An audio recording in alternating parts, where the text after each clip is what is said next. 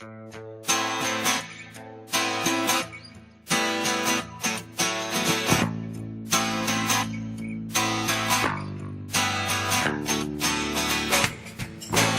to Eye on the Tigers News. I'm Liam Kerr. Thanks for being with us today for the news we've been watching for you. The Russian military is boosting the defense of the occupied Crimean Peninsula with more anti-aircraft missiles in the wake of the weekend standoff with Ukrainian vessels in the Black Sea.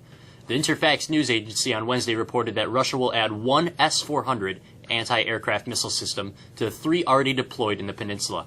The announcement comes 3 days after Russian border guards fired 3 Ukrainian vessels and seized them and their crews. The first overt mission confrontation between the 2 neighboring countries has raised the specter of a major conflict. Sitting for an interview in the Oval Office yesterday, Donald Trump threatened to cancel his scheduled meeting with Russian President Vladimir Putin at a global summit this week in Argentina because of the Russians' maritime clash with Ukraine. Asked whether he thought Putin was within his rights to capture 3 Ukrainian ships and their crews Sunday in the Black Sea, Trump said he was awaiting a full report from his national security team Tuesday evening about the incident. Trump also dismissed the federal government's landmark report released last week, finding that damages from global warming are intensifying around the country. The president said that "I don't see climate change as a man-made and that he does not believe the specific consensus." Republican U.S. Senator Cindy Hyde-Smith returns to Washington for a solidly loyal Trump supporter after the president stumped her in what was a divisive runoff marked by racial turmoil over a video-recorded remark Hyde-Smith made decried as racist. Hyde-Smith defeated Democrat Mike Espy, who was vying to become the state's first African-American senator since Reconstruction during Tuesday's runoff. The race was rocked by a video in which Hyde-Smith said of a supporter, "If he invited me to a public hanging, I'd be in the front row." A separate video showed her talking about liberal folks and making it just a little more difficult for them to vote. The comment by Hyde-Smith, who is white, made Mississippi's history of racist lynchings a theme of the runoff and spurred many black voters to return to the polls on Tuesday.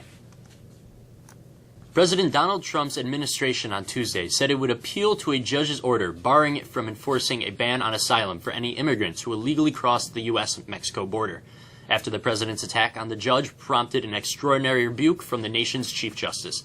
The Justice Department filed a notice Tuesday saying it will appeal for the order on the 9th U.S. Circuit Court of Appeals. It also asked the judge to stay his orders pending the appeal. Trump criticized the Ninth Circuit last week as biased and dismissed the judge who ruled against him, an appointee of Trump's predecessor, as an Obama judge. A Chinese researcher who claims to have helped make the world's first genetically edited babies says a second pregnancy may be underway. The researcher, He Jiankui, revealed the possible pregnancy Wednesday while making his first public comments about his controversial work in an international conference in Hong Kong. He claims to have altered the DNA of twin girls born earlier this month to try to make them resistant to the infection of the AIDS virus. Mainstream scientists have condemned the experiment, and universities and government groups are investigating. The second potential pregnancy is in the very early stage and needs more time to be monitored to see if it will last, he said.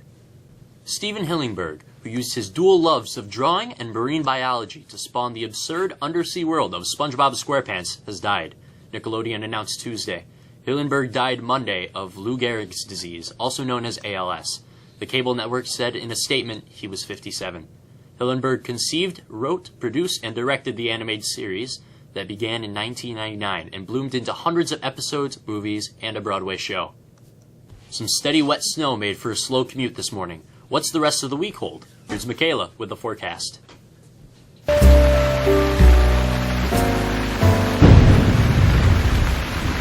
The main challenge we'll face for the rest of our Wednesday is the wind. And with heavy wet snow clinging to the trees and power lines, we're expecting to see some power outages as the day moves into night. Snow showers will diminish as we head towards midnight and lower temperatures hover near 32. Thursday morning features clouds, with a stray flurry with their temperatures in the mid-30s. A new weather system heads our way Friday, bringing it with it some moisture later in the day. The question is whether or not it will be cold enough for snow. Data is showing a warm-up beginning on Saturday and continuing Sunday, where we should see highs in the 50s. That's the forecast. I'm Kayla. Have a great rest of your week. SU basketball takes on number 16 Ohio State tonight in the ACC Big Ten Challenge game. Here's Paxton with a preview.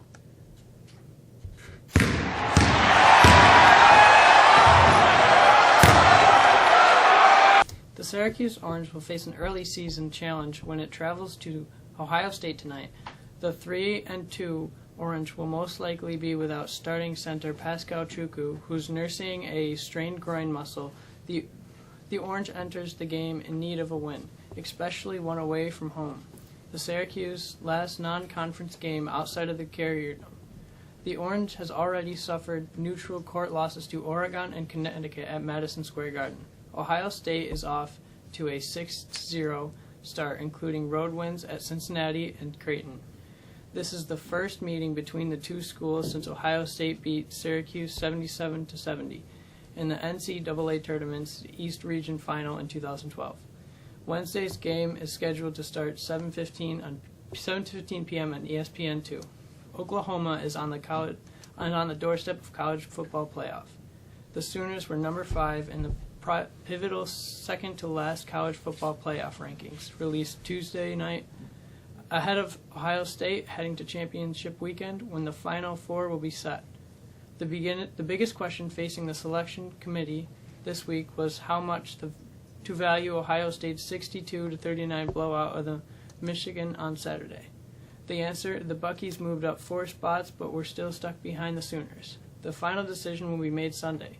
Syracuse football will also find out its bowl fate on Sunday. Mexico boys basketball opens its season tonight when it hosts Hannibal with a tip time scheduled around 7 p.m. The Tigers are led by junior Buddy Ruby. That's it in sports. I'm Paxton. That's all for us this week. I'm Liam. Have a good rest of your week.